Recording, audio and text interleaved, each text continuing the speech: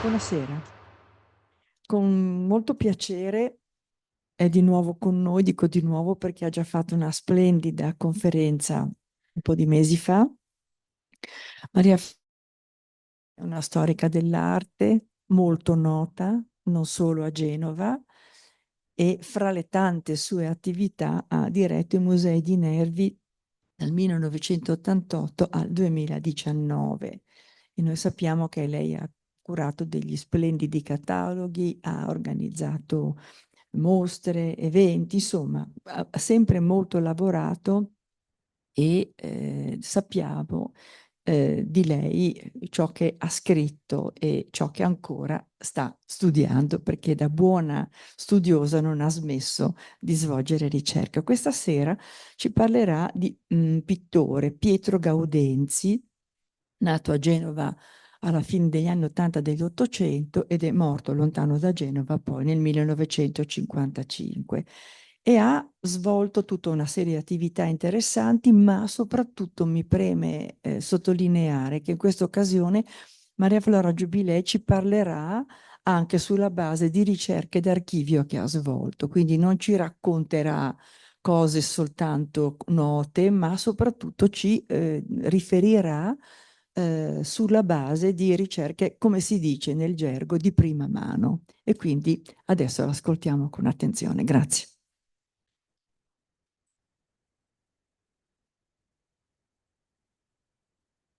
Grazie a Stella Rollandi, grazie dell'ospitalità. Forse si possono abbassare un pochino le luci.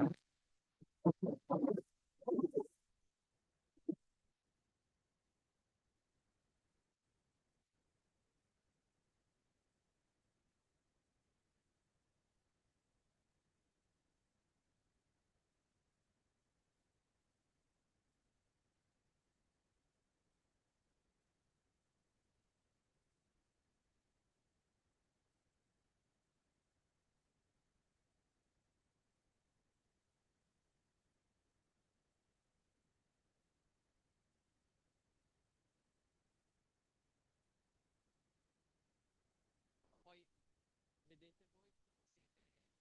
come siete abituati. Ecco. Eh, allora,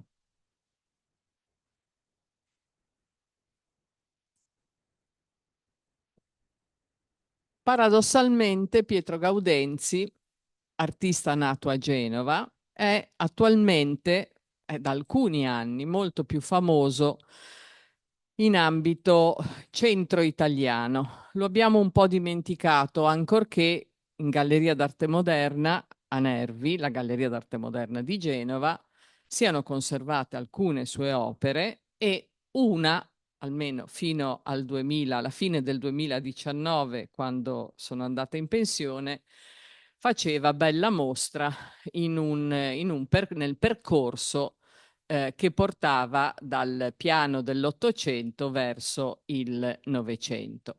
È un artista che anche per esigenze di mercato, ma così va il mondo, sappiamo bene che la rivalutazione degli artisti passa giustamente anche attraverso le gallerie d'arte e il mercato nazionale ed internazionale, un artista, dicevo, che proprio anche per esigenze di mercato è stato di recente recuperato attraverso una serie di piccole mostre gestite da alcune gallerie tra Milano e Roma, per far dei nomi così vi orientate e collocate immediatamente il percorso di questo artista, le gallerie Enrico, di cui abbiamo anche qui a Genova una sede in via Garibaldi, e la Galleria Berardi di Roma, i quali Berardi, Gianluca Berardi e i fratelli Enrico hanno finanziato un primo catalogo affidandolo a Manuel Carrera, un curatore, uno storico dell'arte che si era molto occupato a Roma con Cinzia Virno di Antonio Mancini e che poi ha intrapreso una carriera, ha vinto un concorso come direttore del Museo di Anticoli Corrado, il paese delle modelle, dove tantissimi artisti, Fausto Pirandello per dirne uno, avevano recuperato queste meravigliose figure mediterranee di modelle per le loro opere. E ad Anticoli la storia di Gaudenzi si intreccia, lo vedremo proprio con Anticoli, sono conservate alcune opere di Pietro Gaudenzi e diciamo, da questa joint venture, questa collaborazione tra Manuel Carrera e le gallerie private, è nato un primo percorso di interesse sulla figura di Pietro Gaudenzi. Il secondo momento, quello diciamo più ufficiale, si è tenuto in questa primavera al MART di Rovereto, il Museo d'Arte Moderna e Contemporanea di Rovereto, in Trentino, con una grande mostra monografica dedicata a Gaudenzi, in cui di nuovo Manuel Carrera, ma questa volta accompagnato dalla curatela anche, da una co-curatela con Alessandra Tiddia, una dei funzionari del museo, hanno riportato all'attenzione in un momento di grandi mostre che il museo stava offrendo al pubblico su questo artista, proprio direi delocalizzandolo in modo eccentrico e portandolo in questa realtà plasmata, come voi sapete, da Mario Botta. Il percorso che è stato offerto sull'artista è un percorso interessante e copriva, è finita a settembre la mostra, un po' tutti gli ambiti in cui l'artista aveva lavorato. Qui vedete alcune sale, tanto per darvi un'idea, e si concludeva proprio con quella sala che vedete molto ampia,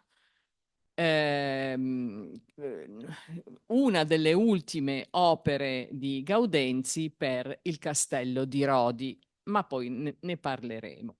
Io ho collaborato a questa mostra, mi sembrava importante portare anche a Genova una eco di questa iniziativa, e ho collaborato con questa mostra per la parte genovese, perché in realtà Gaudenzi era stato molto indagato in ambito anticolano e milanese, perché è proprio una sorta di percorso a triangolo quello che lui fa tra Genova, Milano e Anticoli, in parte un pochino Roma anche.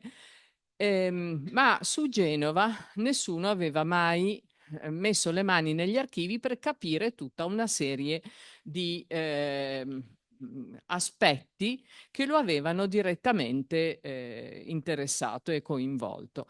Si sapevano delle cose, ma senza avere delle certezze e senza avere dei dati desunti da materiali d'archivio. E quindi ho iniziato questo percorso che solo in parte poi è confluito purtroppo nella mostra, perché la ricerca è stata persino esorbitante rispetto alle esigenze di un catalogo di mostra che deve sempre avere una sorta di equilibrio interno, come mi raccomanda sempre Alessandra Tiddia, e ha perfettamente ragione ovviamente. E ho continuato, diciamo, questa sera mi dà l'occasione per proporvi alcuni aspetti che ovviamente inserisco in un contesto più ampio, in modo che possiate uscire da questa sala con un'idea sull'artista in modo un pochino approfondito.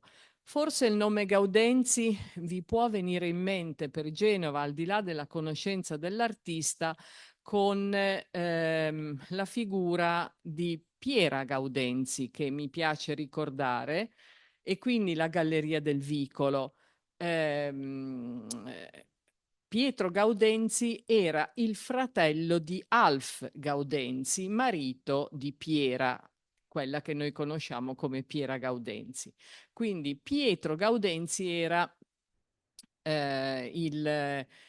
scusate, Pietro Gaudenzi era il fratello del padre di Alf, scusate, era lo zio di Alf Gaudenzi.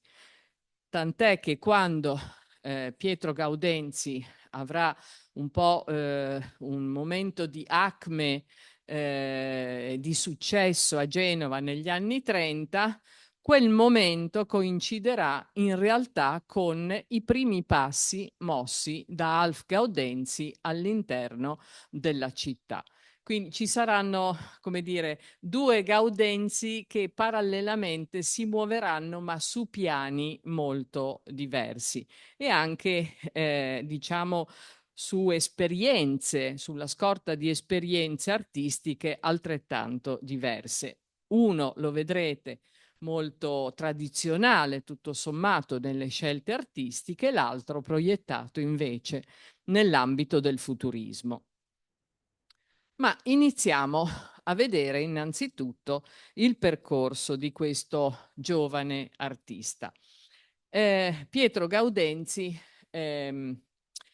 nasce a Genova, ma molto presto viene la famiglia, per ragioni legate al lavoro del padre,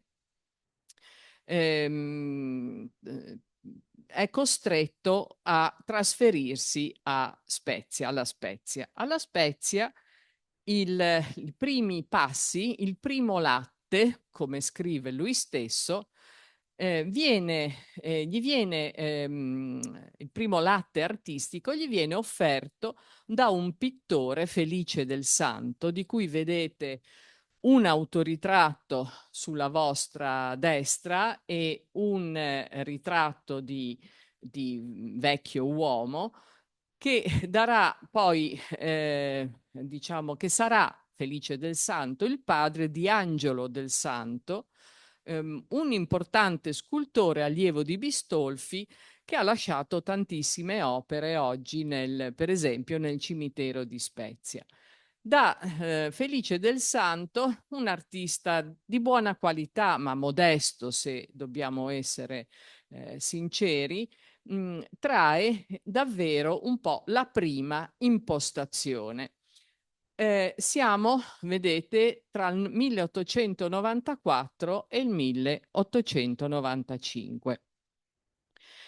Immediatamente dopo, tuttavia, noi sappiamo che nel gennaio, se non ricordo male, il 24 gennaio del 1896, troviamo il nome di Pietro Gaudenzi, giovanetto, negli registri di iscrizione dell'Accademia Ligustica di Belle Arti. Noi sapevamo che Gaudenzi si era formato in accademia e poi vedremo con chi, ma non sapevamo assolutamente quando fosse arrivato in accademia. Questa data è fortunatamente è venuta fuori e lo abbiamo seguito attraverso questi registri scolastici un po' per tutta la sua carriera e sappiamo che fu uno studente modello, fu uno studente molto assiduo, non erano tutti così in realtà gli studenti dell'Accademia, alcuni frequentavano per un mese, 2 mesi, avevano un atteggiamento poco, diciamo, poco diligente. Ecco, lui è uno degli studenti modello e incomincia, dopo i primi 2 anni di alunnato, diciamo, trasversale, c'era un momento formativo generale per tutti i giovani, parliamo di ragazzini che potevano entrare in accademia sin dai 12 anni, quindi molto, molto piccoli.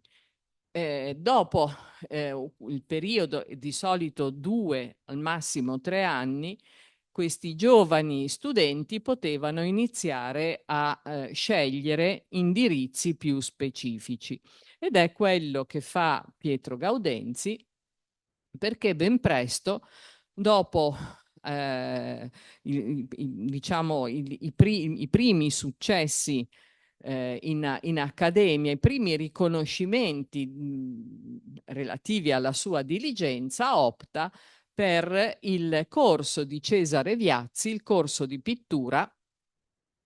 Cesare Viazzi stava insegnando dal 1893 all'Accademia Ligustica di Belle Arti, si era formato all'Accademia Albertina con Andrea Gastaldi, e Cesare Viazzi è un artista molto interessante, molto importante per la città. È uno di quegli artisti sui quali ha lavorato Giovanni Grasso, ha lavorato Dino Molinari, tanti altri, ma hanno lavorato su di lui negli anni 80-90. Adesso è di nuovo un po' caduto nel dimenticatoio, ma è un bellissimo artista che ha una partenza molto verista, lo vedete con l'ammazzatoio, lo vedete con quella spiaggia sul Greto dell'Orba che fa pensare ancora un pochino, ma siamo nell'84, ai nostri grigi, a queste vedute più orizzontali, e anche l'autoritratto giovanile dell'80 ha una, come dire, un'impronta legata a modalità di ritratto realistico che è tipico appunto di questo, di quel momento. Sono gli anni verghiani, quindi il riferimento è appunto una presa sulla realtà molto, molto poco edulcorata in molti casi. Però poi il rapporto con l'arte si evolve.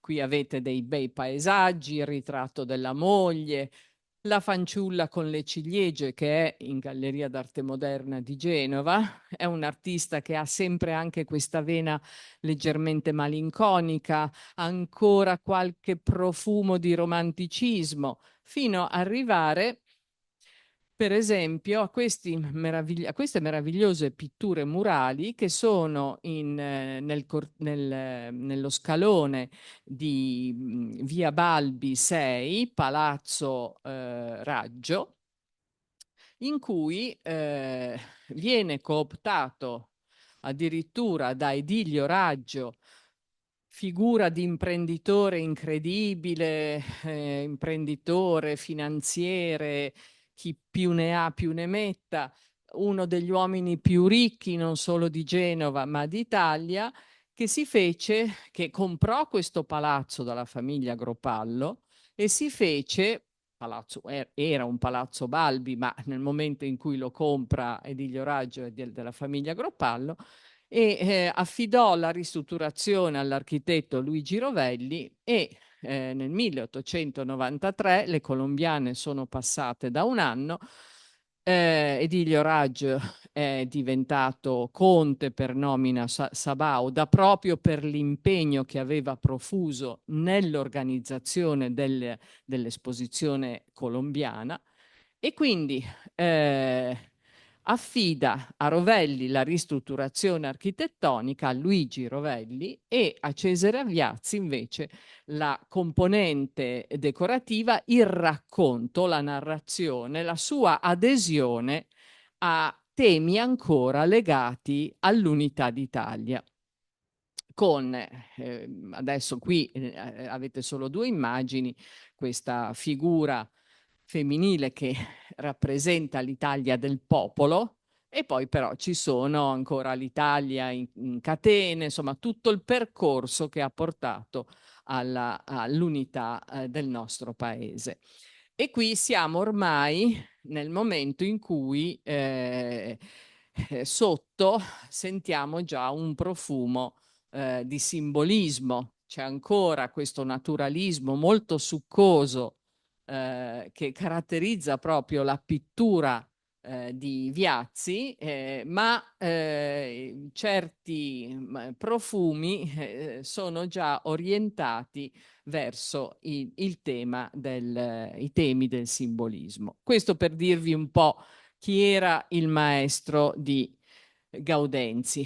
Cesare Viazzi ancora ve lo faccio vedere perché sono brani di Genova che non esistono più, la Palazzina Weil che era in cima a Corso Firenze all'angolo con via Privata Piaggio e all'interno della quale c'erano queste scene col riposo di Diana, oggi non sappiamo esattamente dove sia, o le sirene, quindi temi mitologici in questi casi, probabilmente concordati col committente, che riportano di nuovo a quel gusto vagamente simbolista che sta nei materiali che Viazzi poteva aver recuperato guardando artisti come Arnold Böcklin, per esempio. E che lui avesse una cultura che lo portava addirittura a spaziare un po' in tutta Europa per attingere materia ispiratrice, è cosa nota perché parallelamente al suo mestiere di pittore e di docente accademico, Viazzi era in quel momento, uno dei più apprezzati antiquari italiani, addirittura in contatto, nonché venditore di opere d'arte, si dice anche di un Tintoretto, ai musei tedeschi, ai musei di Berlino in modo preciso. E questa sua conoscenza dell'antico si travasa anche, per esempio, e qui avete una foto di Viazzi di profilo con una scultura tra le mani e poi le sue Valchirie, artista che amava moltissimo Wagner. La cultura musicale dovete sempre pensarla connaturata alla cultura di un artista almeno tra la fine dell'Ottocento e i primi 50 anni del Novecento. Non c'era soluzione di continuità. Chi faceva pittura andava a teatro e andava a teatro per seguire le pièce e andava al teatro dell'opera. Quindi c'era un percorso davvero di documentazione culturale molto intenso. E questo rapporto con l'antico poi verrà fuori nell'attenzione che Pietro Gaudenzi, per esempio, porrà alle cornici delle sue opere. È un dato forse banale, però in realtà abbiamo delle testimonianze e abbiamo anche delle opere incorniciate con cornici antiche recuperate in varie situazioni, in varie gallerie, poi adattate alle opere. Questo perché Gaudenzi, sulla scorta di quello che il suo maestro gli aveva insegnato, credeva che le opere potessero trarre molto vantaggio dalla presenza non di una cornice come qualsiasi fatta da un corniciaio del tempo, tranne un'eccezione che poi vi farò vedere, ma cornici che avessero una loro storia, il cui legno avesse una storia molto più datata. Il percorso di Gaudenzi inizia, quello pubblico, nel 1897 con un dipinto di pesche che oggi noi non abbiamo, ma anche con piccoli dipinti come quello che vi mostro, che abbiamo recuperato proprio durante le ricerche per la mostra, un dipinto ancora legato come dire, a una visione piuttosto tradizionale di certo verismo, un interno piccolo borghese con una nonna che abbraccia il piccolo, la piccola che ha davanti e una finestra che si apre sull'orizzonte marino e che inonda il piccolo ambiente con una luce, quella luce che lui sicuramente aveva respirato, visto, assorbito e dalla lezione del suo maestro e dal contesto genovese. È un piccolo quadro, ma molto interessante. Non c'è nulla di nuovo, ecco, tuttavia, in questo quadro. Non c'è ricerca, siamo nel 1800, 1900 addirittura, non c'è ricerca, non c'è visionismo, non c'è puntinismo, niente di tutto questo. È ancora un artista molto tradizionale. E lo dico perché in realtà dal 1890 circa in città erano avvenute delle cose, quindi non c'era soltanto l'Accademia come punto di riferimento, ma c'erano anche personalità molto importanti che erano arrivate a Genova in modo diverso e per ragioni diverse, ma che stavano aiutando la città, la cultura artistica cittadina, a uscire dal guscio del naturalismo. E queste personalità sono, da un lato, Plinio Nomellini, di cui vedete un brano stupendo conservato nella Pinacoteca di Tortona, della Fondazione Cassa di Risparmio di Tortona, la Pinacoteca Il Divisionismo si intitola così, che vi esorto, se non l'avete mai visitata, ad andare a vedere perché ha dei pezzi veramente bellissimi. E, e dall'altra parte Gaetano Previati, che si stabilisce a Lavagna dal 1900 grazie al sostegno del mercante Alberto Grubicci, se lo dobbiamo pronunciare all'ungherese, o Grubici alla francese, ma l'origine era ungherese, e il quale finalmente, dopo molti stenti passati nel suo lavoro tra Ferrara e Milano e altri luoghi, in realtà troverà proprio a Lavagna dal 1900 quella quiete e soprattutto quella luce che gli consentiranno di lavorare con serenità e di offrire al suo mercante, perché lo legava al mercante un vero e proprio contratto mensile, quello che gli consentiva di lavorare senza ansie, senza preoccupazione di carattere economico e consentirà appunto di recuperare opere bellissime e immerse nella luce del Mediterraneo come Pianticella. Quindi, da un lato Nomellini che introduce a Genova eh,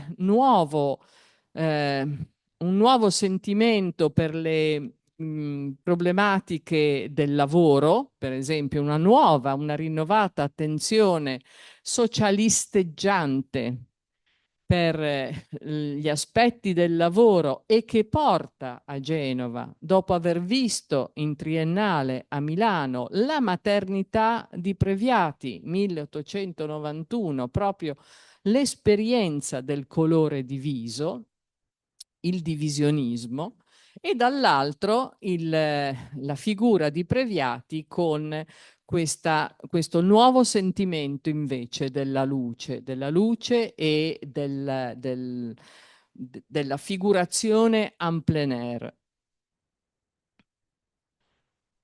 Ma c'è anche un altro fattore di novità in ambito genovese. Vi faccio vedere tutta una serie di cose per poi dirvi, ahimè, che Gaudenzi non guarderà nulla di questo, ma dobbiamo tenerne in conto per capire poi la personalità anche abbastanza complessa di Gaudenzi e neanche purtroppo mai troppo specchiata, devo dire.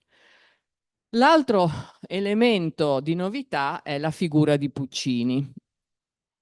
Verdi è sempre stato, Giuseppe Verdi dal suo arrivo a Genova dal 1866 fino alla morte nel 1901 è stato davvero il riferimento culturale musicale per eccellenza. Verdi era molto legato alla nostra città, aveva abitato in Carignano, aveva abitato nel Palazzo del Principe, vicino allo studio dei pittori dei Grigi, quindi vicino a Pompeo Mariani, perché la sorella di Pompeo Mariani abitava al Palazzo del Principe. Quindi aveva anche tutta, era molto amico di Serafina Vendagno. I quadri di Serafina Vendagno ancora oggi fanno bella mostra nella villa di Sant'Agata vicino a Busseto, Villa Verdi appunto, che non ho ancora capito se poi lo Stato l'ha comprata perché era, come dire, in odore di asta purtroppo, per litigi tra eredi. E, e nel momento in cui muore però Verdi, c'è subito appunto un musicista pronto a prendere il suo posto, con ovviamente una carica, diciamo, sentimental politica decisamente diversa, perché Verdi era legatissimo ai temi dell'Italia unita, mentre Puccini porta una ventata di liberty in senso stretto di segno molto, molto diverso. Siamo veramente nel post unità d'Italia.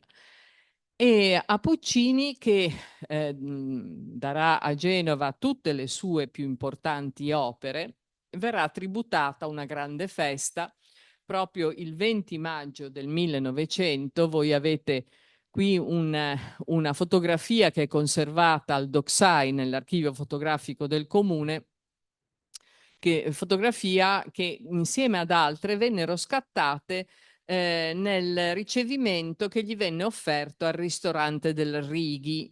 Oggi non esiste purtroppo più.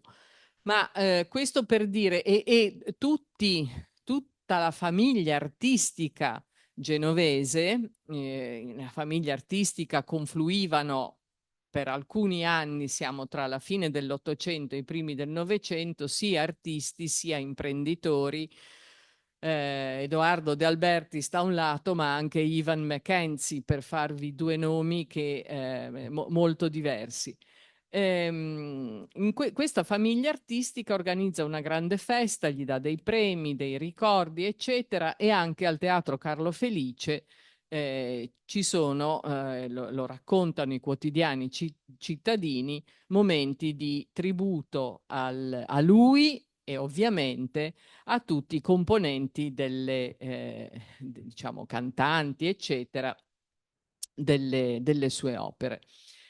Dall'altra parte lo vedete in una delle ultime foto che ritraggono Puccini a Genova, quando sta partendo per Buenos Aires nel 1905, accanto a lui sua figlia, e dietro si vede male, ma c'è un pittore che lo seguì molto e che fece da intermediario tra lui e Genova, il cui nome è Luigi De Servi, artista che ha avuto molto a che fare con la città, una per tutte con la nostra città, la stazione di Brignole, il cui atrio oggi è completamente bianco, ma che proprio nel 1905 era stato completamente affrescato da Luigi De Servi. Rimane ancora la volta di Giovanni Grifo nella caffetteria della stazione di Brignole. Purtroppo gli affreschi di De Servi non ci sono più. E questo, ecco, e poi quella sulla vostra destra, quella prima immagine in alto, mette a fuoco un particolare della sala omnibus di Villa Puccini a Torre del Lago. In mezzo alle due finestre c'è una scultura, quella è di Edoardo De Albertis, altro artista molto legato a Puccini, e De Albertis, De Servi, Nomellini sono tutti personalità che ruoteranno intorno alla figura del musicista e saranno pronti ogni volta in cui lui verrà a Genova ad accoglierlo. Ma questo sempre per provare a inserire dei tasselli nella ricomposizione di un nuovo clima culturale tra divisionismo, simbolismo e liberty che si crea a Genova tra la fine dell'Ottocento e i primi anni del Novecento. In questo clima, in realtà, dovrebbe inserirsi appunto anche il nostro buon Gaudenzi. Qua ancora un'immagine della Genova Nuova. Genova Nuova è un bellissimo volume che viene stampato proprio nel 1902 per dare conto di tutte le novità della nostra città, a cominciare dai portici e dalle costruzioni di via 20 settembre che avevano sostituito l'antica via Giulia, e invece alla vostra destra un padiglione, quello della prima esposizione, scusate, non della prima, della settima esposizione agricola, eccetera, che nulla aveva a che fare con l'arte, ma sulla scorta di quello che era appena accaduto a Parigi, con Parigi 1900, la grande Exposition des Arts Décoratifs del Novecento, anche Genova, di nuovo con Nomellini, De Albertis e un architetto molto intrigante che si sta facendo notare, Venceslao Borzani, uno degli antenato di Luca Borzani che tutti noi conosciamo, costruiscono un padiglione 1901, una data di tutto rispetto perché questo episodio così marcatamente Liberty avviene proprio prima, immediatamente dopo Parigi 900, ma immediatamente prima Torino 1902. Lì sarà l'apoteosi del Liberty, di un certo tipo di Liberty, in Italia, una grande esposizione di arti decorative che Torino aveva dedicato appunto al modernismo. Vado avanti, eccola qua, Torino. E perché vi faccio vedere anche Torino? Perché qui troviamo Pietro Gaudenzi. Nel 1902, come era solito fare il comune di Genova d'accordo con l'Accademia Ligustica, viene bandito il concorso per borse di studio affinché alcuni giovani artisti dell'Accademia Ligustica potessero andare a visitare mostre importanti come la grande esposizione d'arte decorativa moderna di Torino. Poi ci saranno anche però parallelamente le borse di studio per andare a visitare le biennali di Venezia, no? Le biennali cominciano nel 1895, quindi anche quegli eventi sono di grande interesse ed attrazione per i giovani e formazione per i giovani artisti. Giovani artisti possono partecipare a queste, possono andare a visitare, hanno una sorta di borsa di studio che consente loro di stare alcuni giorni nella città e hanno il compito poi, una volta tornati indietro, di stendere una relazione. È quello che avviene nel caso di Gaudenzi, vince la borsa di studio per andare a Torino e fa una relazione.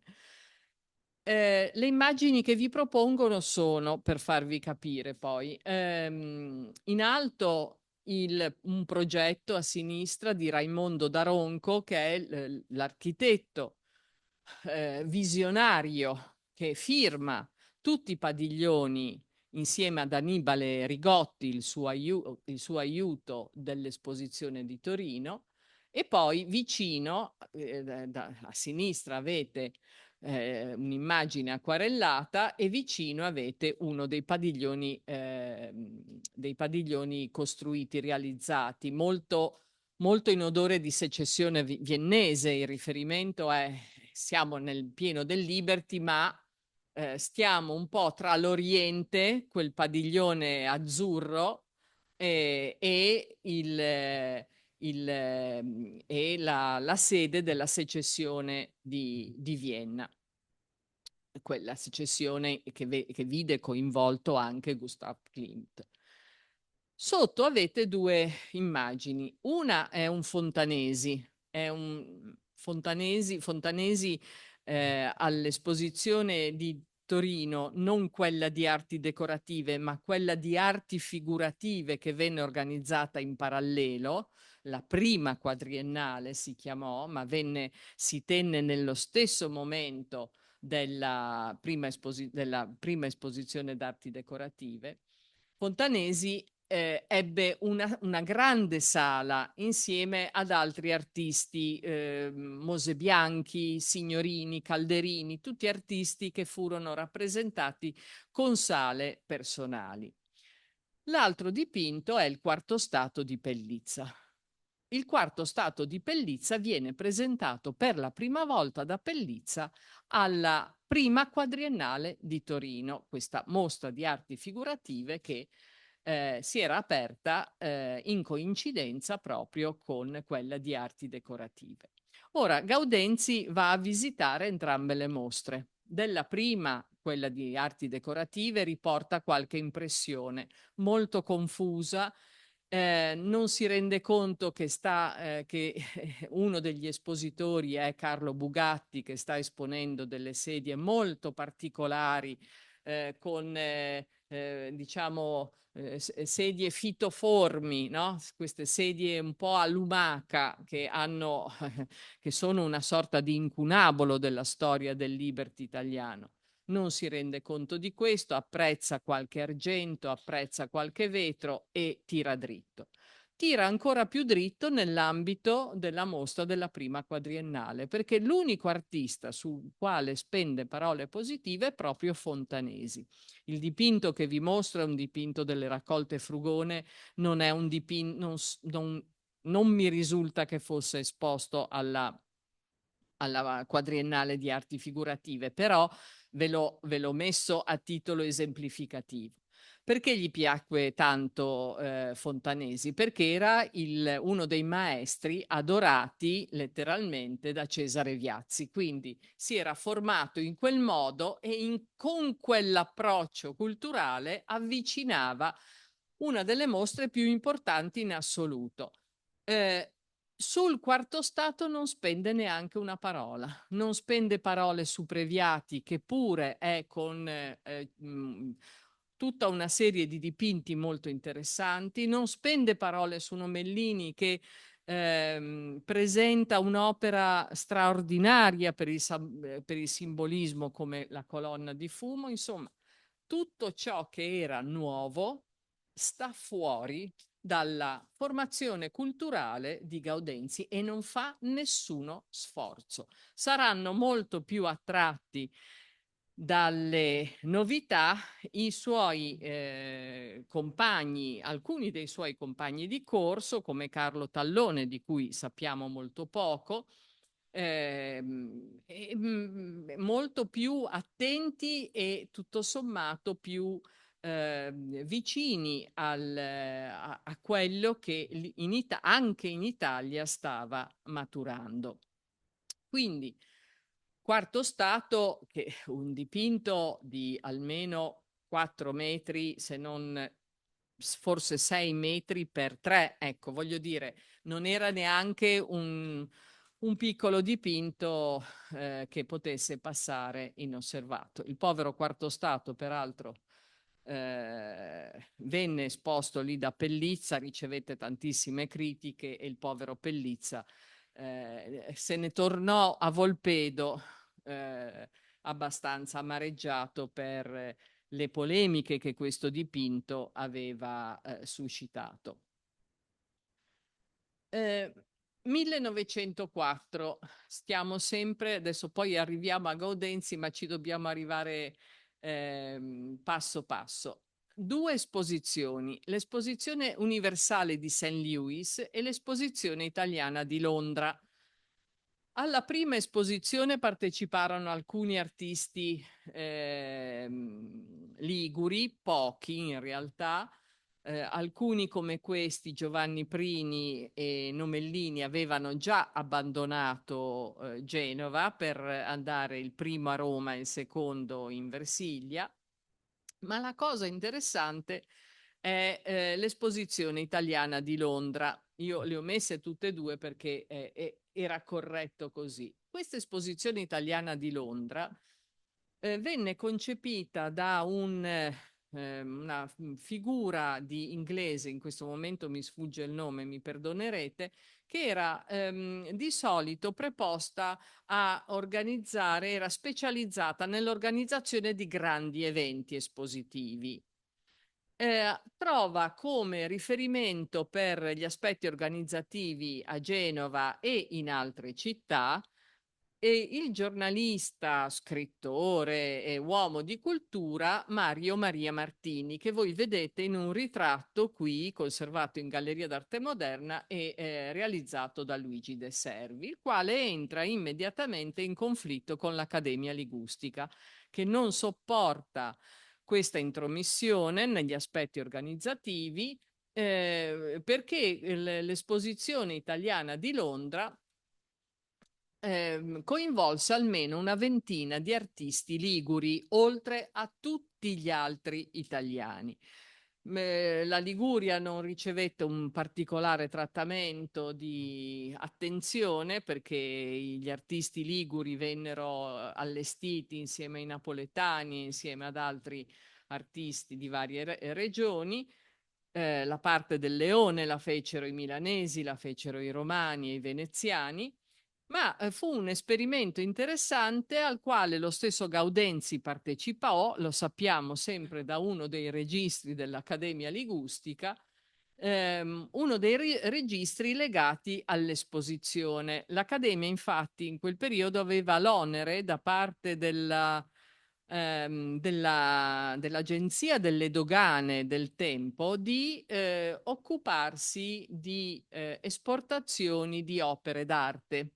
Quindi tutto ciò che doveva andare all'estero passava per come dire, la competenza dei professori della Ligustica e sappiamo che Pietro Gaudenzi, insieme a tantissimi altri, Nomellini, De Servi, eccetera, eccetera, mandano i quadri, i loro dipinti o le loro sculture a Londra, dove si organizza questa grande mostra che ebbe un discreto successo. Come vi ho scritto, una Little Italy, perché in realtà vennero costruite la grotta blu di Capri, all'interno della quale si poteva navigare, scorci di Venezia e si poteva andare, sempre siamo a Earl's Court, quindi si poteva andare in gondola per provare l'ebbrezza della gondola, ruote panoramiche, villaggi valdostani, quindi c'è una Gardaland, una grossa Gardaland confezionata proprio per accogliere la rappresentanza culturale italiana. Noi sappiamo che Gaudenzi espose un grosso paesaggio, non è quello che vi faccio vedere, ma ve lo faccio vedere lo stesso perché siamo intorno a quegli anni ed è uno dei pochi paesaggi che dipinge Pietro Gaudenzi. Questo è un paesaggio abbastanza, come dire, mediocre nell'impostazione, molto tradizionale ancora e molto fontanesiano, questo senza dubbio, con un impianto appunto tradizionale. Ma continua il percorso all'interno delle mostre genovesi. Pietro Gaudenzi esporrà moltissimo alle promotrici. Una di queste promotrici, quella del 1910, lo vede protagonista di un piccolo scandalo, perché nel 1910, con ogni probabilità, Gaudenzi voleva esporre dei nudi, ma questi nudi vengono bocciati. Ho trovato una lettera nella quale il presidente della promotrice scrive a Gaudenzi che non viene messa in discussione la sua capacità artistica, ma la promotrice deve garantire l'accesso a tutto il pubblico, pubblico di adulti e pubblico infantile, per cui si tratta in sostanza, gli spiega, di una questione di moralità. E noi immaginiamo che sia proprio una questione legata ai nudi, perché nel 1931, poi ve lo farò vedere, quando organizzò la grande mostra qui a Palazzo Ducale, la sua mostra monografica, esplicitamente chi lo presentò nelle pagine della rivista Dia Compagna, una delle associazioni che lo sostennero moltissimo, scrisse esplicitamente che per non turbare diciamo, la sensibilità dei genovesi, l'artista aveva deciso di non esporre alcun nudo. Quindi, riallacciandoci al discorso del 1910, i conti tornano immediatamente e come risarcimento, immaginiamo che abbiano voluto, come risarcimento nei confronti delle proteste anche giuste di Pietro Gaudenzi, immaginiamo che abbiano voluto pubblicare questa fanciulla col cane, di cui abbiamo trovato un'immagine nell'archivio di Galleria Arte Casa, sull'album di immagini che venivano donate ai vari soci della promotrice genovese. Quell'immagine in bianco e nero, infatti, è una tavola che compare nel piccolo album che ogni anno, con figure, con immagini diverse, spesso veniva stampato e poi donato ai soci. Ecco, l'opera di Gaudenzi ha un riferimento molto immediato alla pittura antica. È una fanciulla col cane che ci riporta almeno al secolo precedente e verrebbe da pensare anche a un ambiente inglese con quelle modalità di impaginare la figura contro una verzura, contro uno sfondo, scusate, contro uno sfondo naturale. Sempre questo nella logica della formazione che l'artista aveva ricevuto con la frequentazione di Cesare Viazzi, che lo sta molto appoggiando e molto proponendo anche al collezionismo genovese. Questa è una delle poche opere da illustratore che Pietro Gaudenzi nel frattempo realizza, molto legato alle immagini di Adolfo De Carolis, artista attivo tra Bologna, le Marche, Roma, anche nella nostra Liguria con Cozzani. Quindi un neo-michelangiolismo un po' esasperato, ma siamo nel 10 e l'artista nel 10 ha già un po' spiccato il volo, l'ha spiccato abbondantemente il volo, perché nel 1905 ha vinto una pensione, la pensione Brignole Sale, che gli ha consentito di andare a Roma per 3 anni. Poi con tutte le, diciamo, lungaggini burocratiche, Gaudenzi starà a Roma come pensionato almeno fino al 1909.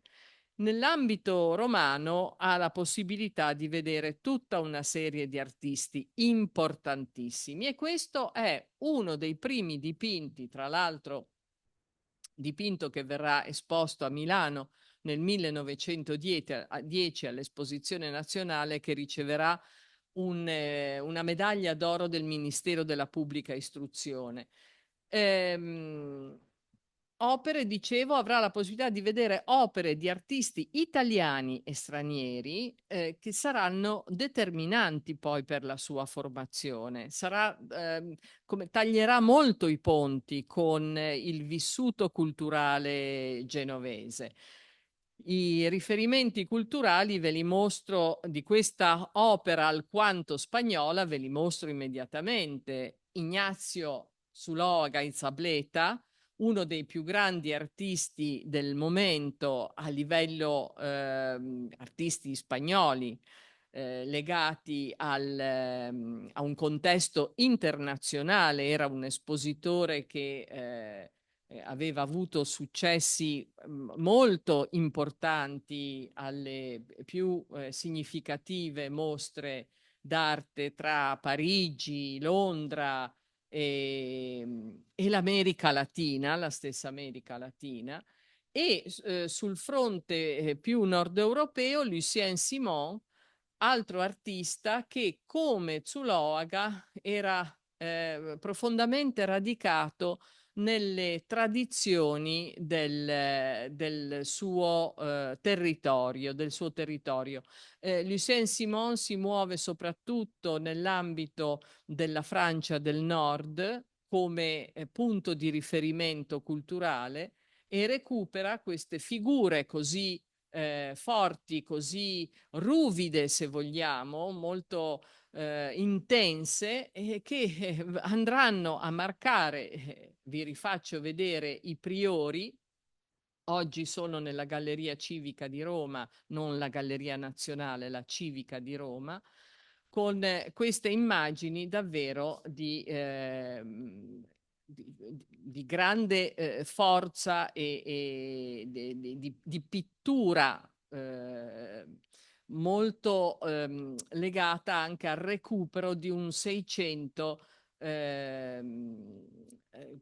come dire, di un 600 profondamente meditato nei contenuti e anche nella materia cromatica.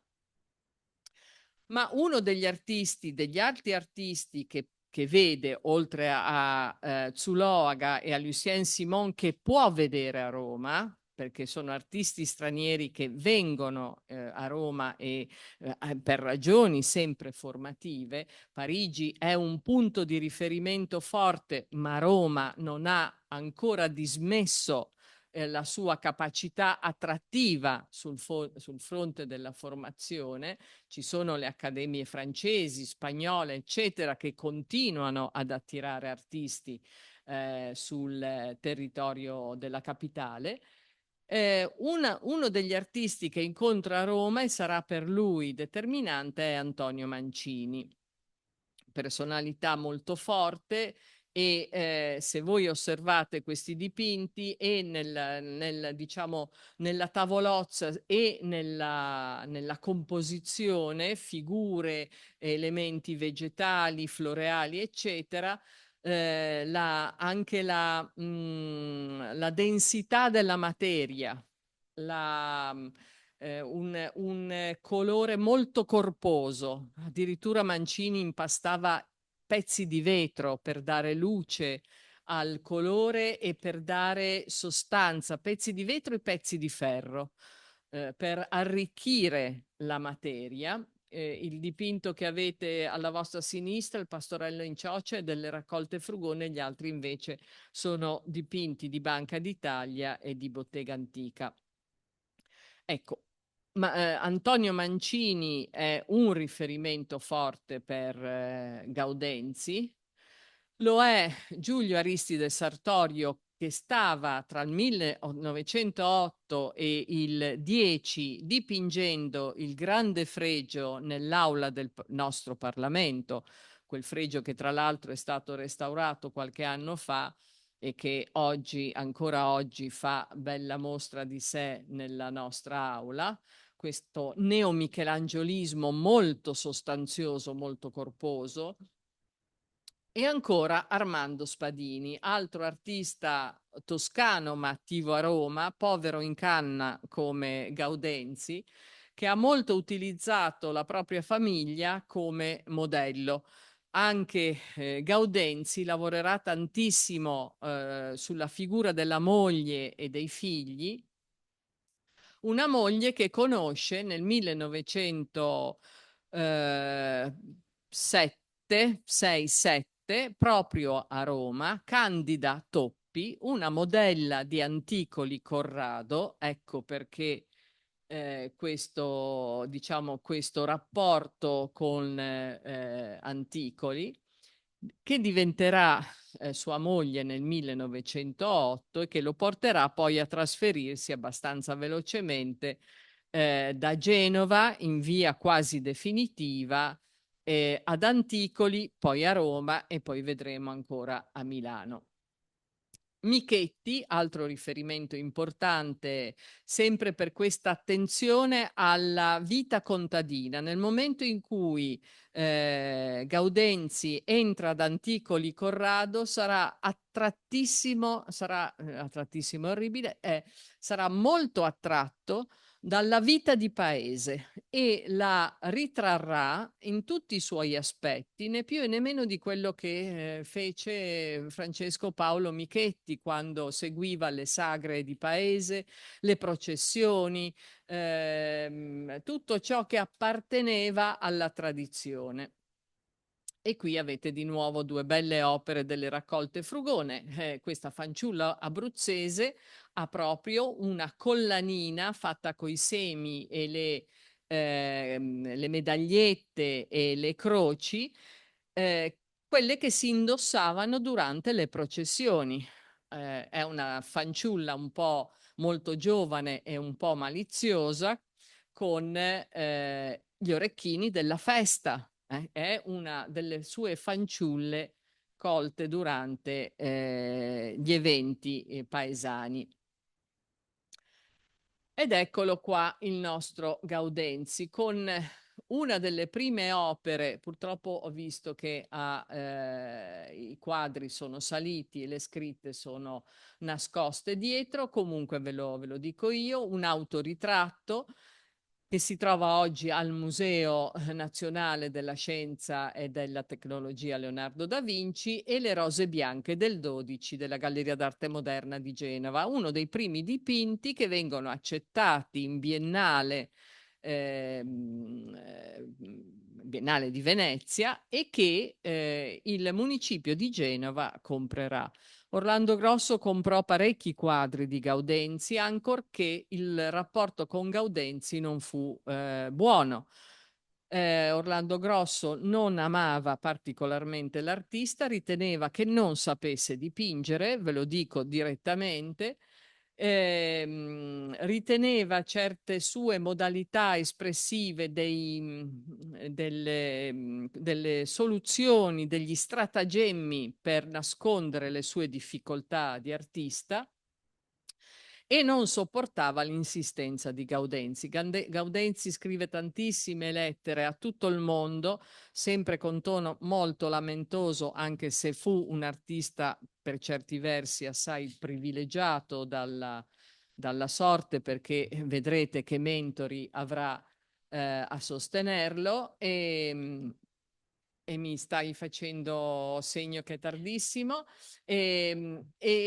L'autoritratto viene proprio, questo autoritratto in cui lui guarda, ve l'ho scritto, al simbolismo, all'Eugène Carrière, grande artista francese che era nell'immaginario anche dei nostri artisti italiani, questo apparire del volto dall'oscurità, no? Un po' fa venire in mente certa scapigliatura, ma c'è una complicazione simbolista in più, così come il ritratto di Candida Toppi, quello è il ritratto di sua moglie che lui ritrarrà sempre, anche quando morirà, la ritrarrà addirittura con l'aureola in testa, e insieme al mazzo di rose.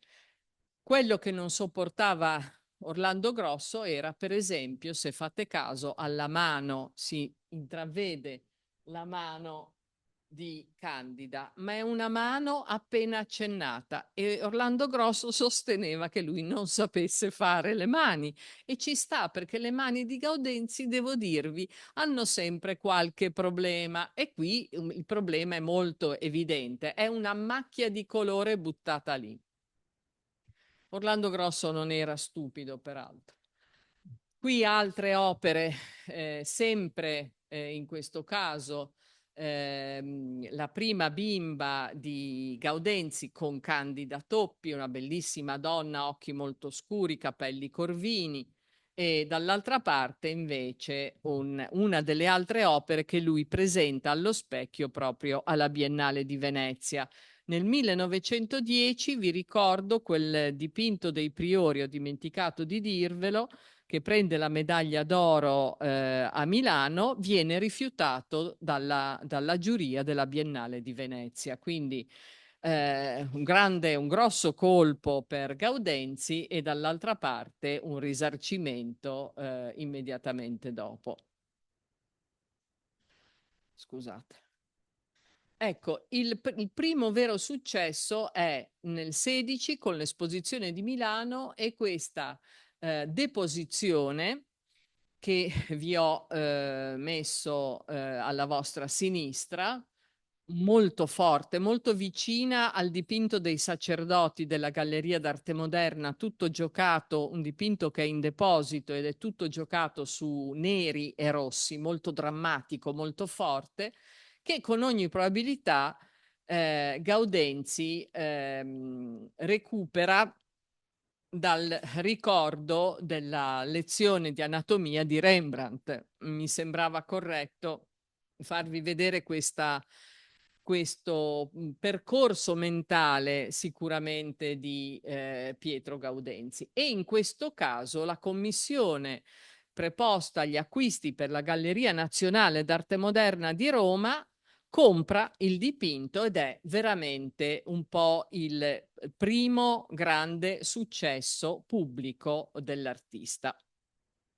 Il secondo successo è nel momento in cui conosce un industriale lombardo, Guido Rossi, lo vedete ritratto appunto da Gaudenzi, il quale che possiamo considerare un po' davvero il suo primo mentore, che lo convince a trasferirsi da Anticoli a Milano, e cosa che Gaudenzi fa, e che inizia a commissionargli, a comprargli tutta una serie di opere, introducendolo nel contesto alto borghese ed aristocratico di Milano, difficilmente permeabile, ecco. Quindi ha un compagno, un sostenitore importantissimo. Ma e qui avete altre opere, sempre Candida con il figlioletto, Candida sulla balaustra, ma voglio andare un po' più avanti velocemente. Dipinto sempre fatto per Guido Rossi, che si trova tutto il legato, tutto il patrimonio di Guido Rossi è conservato al Museo della Scienza e della Tecnica di Milano. Tutte le opere sempre commissionate, ritratto della moglie, ritratto della suocera, nature morte di vario tipo, si avvicina un po', vedete, al clima di Novecento con quelle opere nella parte, diciamo, le due nature morte nella parte inferiore dell'immagine, un timido, cautissimo passo verso le poetiche del Novecento, ma il 15 febbraio 1920 muore Candida, probabilmente di una depressione postpartum. Pochi mesi dopo muore Ruggero, quel bebè ritratto nell'immagine sottostante. Rimangono i due figli Enrico e Giuliana, e Gaudenzi è in una situazione psicologica totalmente disastrata. Stava lavorando al ritratto di Candida, col piccolo Ruggero. Quel quadro rimane incompleto, si chiamerà per suo volere il quadro interrotto e lo impaginerà, ecco la cornice particolare, in una sorta di tabernacolo costruito da Zaccari, un famoso ebanista corniciaio di Milano, autore di meravigliose cornici, che spesso, a dispetto della passione per le cornici antiche, accompagneranno i dipinti di Gaudenzi per i committenti milanesi. Rimarranno i due bambini, intitola quel quadro addirittura Soli, ma la famiglia di Candida, una famiglia tutta di modelli, erano 7 fratelli, tra fratelli e sorelle, tutti modelli, compreso il padre. Corre immediatamente ai ripari mandando a Milano una delle altre sorelle di Candida, manda Augusta, che, in modo che possa accudire i figli, ma da lì a poco, insomma nell'arco di qualche anno, Pietro Gaudenzi e Augusta convoleranno a nozze, quindi altre nozze, altri figli, altri 2 figli in particolare, e quindi una nuova serenità, una nuova stabilità per l'artista, anche se il suo riferimento rimarrà, come vi ho detto, Candida, e Candida comparirà dopo morta appunto con l'aureola in testa. Secondo mentore, Ettore Cozzani. Ettore Cozzani, sempre un po' per i piagnistei che faceva Gaudenzi, che dopo un po', leggendo i documenti, irritano anche, lo prende sotto la sua ala, con la complicità di un altro mentore che sto per svelarvi, e inizia a proporlo, innanzitutto con questo volume raffinatissimo, per l'arte, per la vita, del 1921. Le incisioni sono finissime, molto alla Wilt. In questo caso Gaudenzi guarda Wilt e lo copia pure, siamo appunto negli anni giusti. Adolfo Wilt, grande scultore ma anche grande incisore, importantissima figura legata alla Sarfatti, uno degli scultori del nostro Novecento più importanti in assoluto, capace di trattare il marmo e farlo diventare quasi avorio, di una raffinatezza, di una qualità assoluta, sublime addirittura. Questo volume riesce di nuovo a dare un posizionamento internazionale a Gaudenzi. Immediatamente gli si spalancano le porte di tutta una committenza che ancora mancava all'appello. Ma questo è il secondo mentore importantissimo, quello che sosterrà sempre Gaudenzi e lo porterà, lo prenderà per mano. È Francesco Maria Zandrino, forse vi dice poco, nasce come maestro, era in realtà un fine conoscitore di letteratura francese, diventa col tempo un bravissimo giornalista, fonda l'Ordine dei giornalisti e diventa a Genova una vera potenza che, che sarà in pratica al servizio di Gaudenzi per tutta una serie di iniziative. Qui lo vedete prima come maestro di scuola, poi i vari ritratti, il ritratto che gli fa Gaudenzi in alto e glielo dedica, e poi tutta una serie di caricature. Era talmente famoso che non c'era giorno in pratica che nei quotidiani genovesi non comparisse una caricatura di Francesco Maria Zandrino, il quale organizza viaggi di giornalisti francesi a Genova, di giornalisti genovesi, insomma è una delle figure più dentro alle questioni politiche anche della nostra città.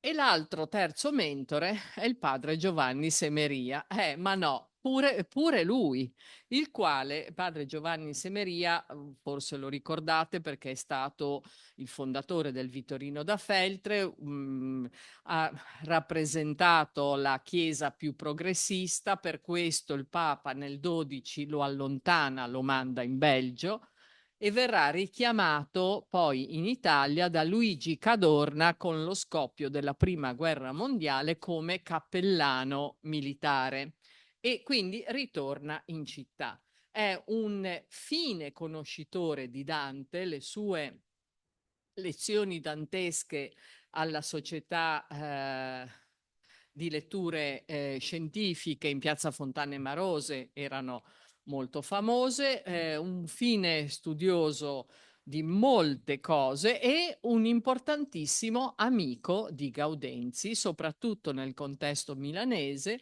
lo sosterrà sempre e Gaudenzi gli dedicherà quelle due opere che vedete. Noi non sappiamo dove sono, in teoria quella più completa, l'olio, avrebbe dovuto essere acquistato dal comune di Sanremo, ma al comune di Sanremo di quest'opera non si sa nulla, non risulta negli inventari. Il padre Giovanni Semeria, che purtroppo muore proprio nel 31, avrebbe dovuto venire a inaugurare la mostra a Palazzo Ducale di Pietro Gaudenzi e lo sosterrà nei confronti di nuovo di tutta una committenza particolarmente sensibile alle opere benefiche di quest'uomo che si occupava, di questo sacerdote, un barnabita, che si occupava dell'infanzia abbandonata. Lui stesso era rimasto orfano molto presto, insomma c'è tutto un vissuto psicologico che lo porta ad occuparsi di quello. Altro mentore, una specie di panzer, di carro armato al servizio di Gaudenzi, è Accompagna. È nata da pochi anni, ma già è in grado di, attraverso ovviamente le conoscenze di Zandrino, di mettersi al servizio di Gaudenzi proprio per l'organizzazione della mostra del 1931, la mostra monografica a Genova. Gaudenzi aveva già organizzato due importanti mostre a Milano alla Galleria Pesaro, una delle più importanti del Novecento italiano, galleria privata, e Zandrino propone invece una mostra a Genova a Palazzo Ducale. Palazzo Ducale non veniva mai concesso a nessuno. Aveva in quel momento ancora una funzione molto ibrida, c'era il tribunale, c'erano vari uffici, ma Zandrino riesce insieme ad Accompagna e in particolare David Chiossone, che è il direttore del Corriere Mercantile, Giambattista Leale, avvocato legato a tantissime realtà diciamo economiche, aziendali e genovesi, Paolo Aleramo Spinola, tutti compaiono nel, diciamo, colofon di quella lettera, di quella carta intestata della mostra di Pietro Gaudenzi, riescono a convincere Eugenio Broccardi, il podestà di Genova, a concedere a titolo gratuito il salone del Maggior Consiglio di Palazzo Ducale per questa mostra.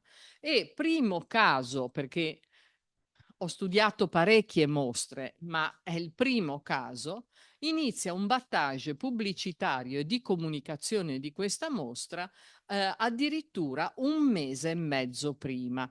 Pensate, siamo nel 1931, oggi le tecniche di comunicazione sono molto smaliziate, sappiamo benissimo che bisogna iniziare tanti mesi prima, ma allora si mandava l'invito e si metteva un trafiletto sui quotidiani, si faceva magari anche una recensione durante l'apertura della mostra, ma non si iniziava un mese e mezzo prima ad attirare attraverso vari argomenti l'attenzione sull'artista. E invece c'è tutto un percorso segnato proprio dal Corriere Mercantile che porta il nome di Gaudenzi ad essere quasi quotidianamente nelle pagine del giornale, grazie a questa operazione di marketing culturale vera e propria.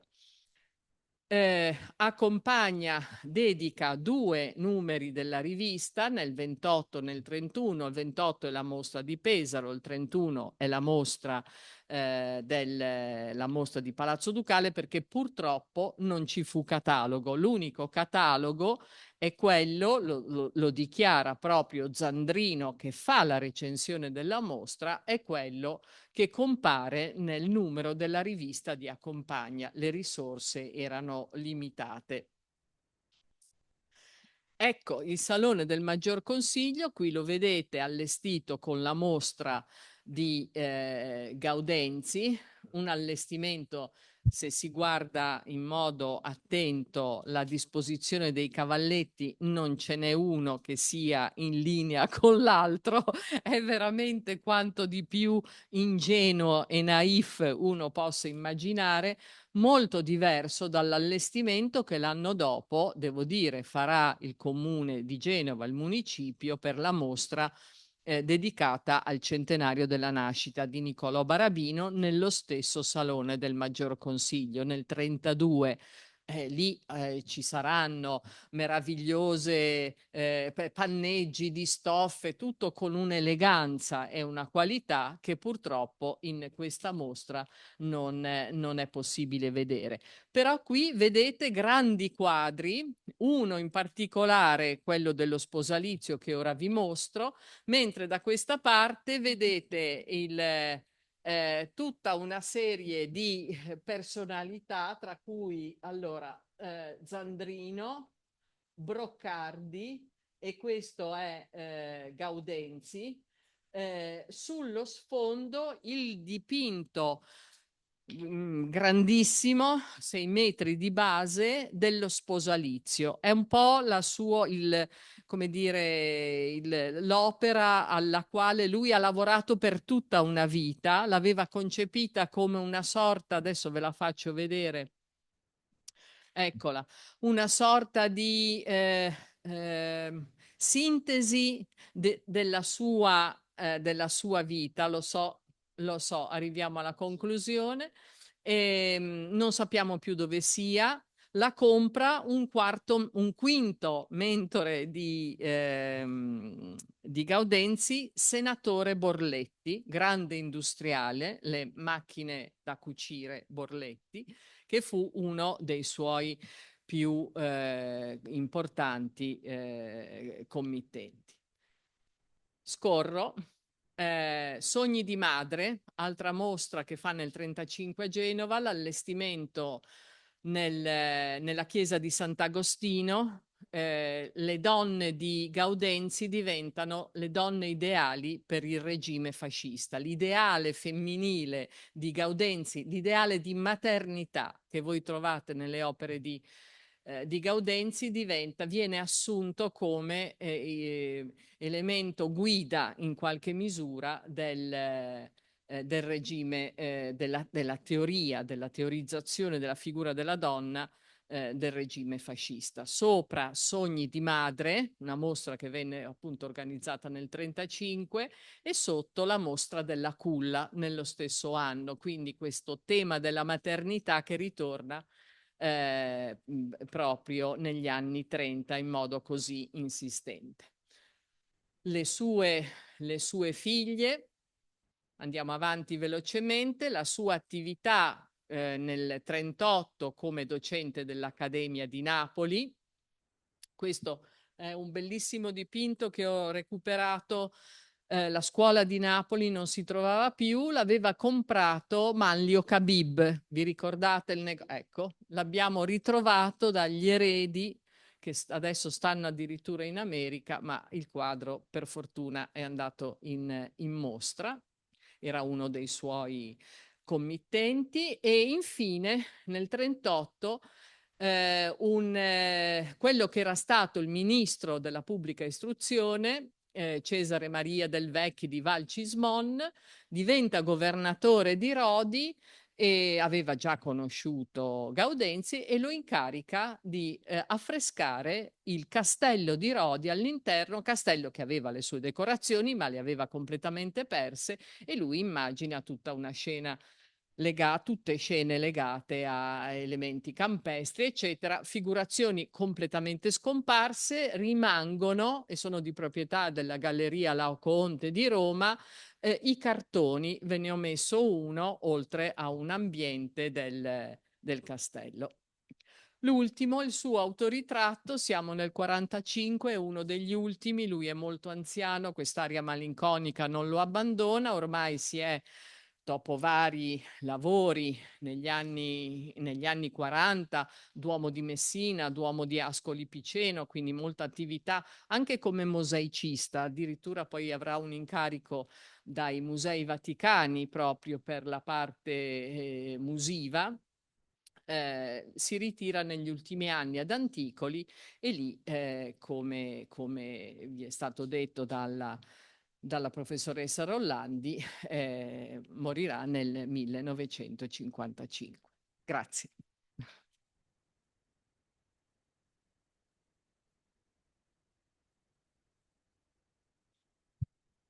Allora, grazie per questa conferenza ricchissima, con degli elementi di totale, di assoluta novità, come, come immaginavo, ma non mi hai certo deluso, e devo dire con degli spunti di interesse davvero estesi, insomma, ci sarebbe una quantità di osservazioni da fare. Tanto domando se ci sono delle domande.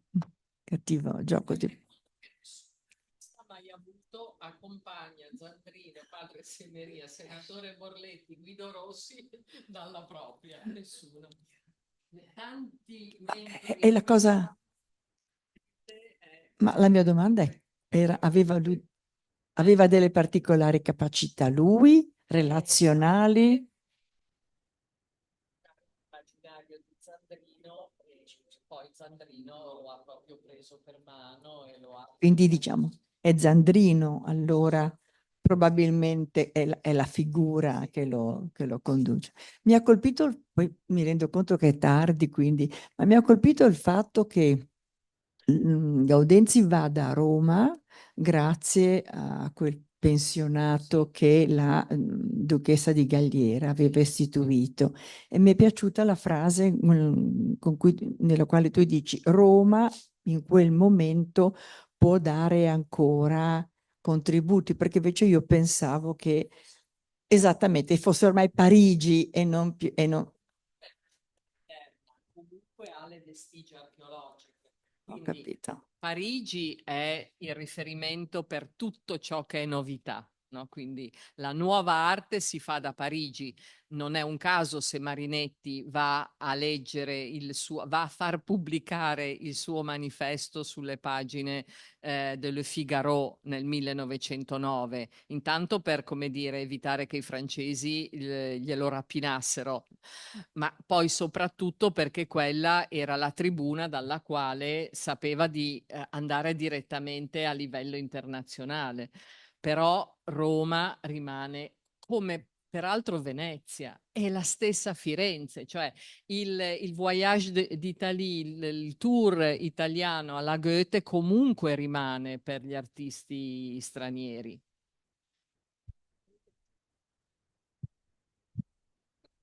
Cioè, mi ha colpito moltissimo questa cosa, questo collegamento con Giovanni Semeria, questo Barnabita che viene accusato di modernismo ed è persona davvero particolare. Ma allora, queste conoscenze che Gaudenzi aveva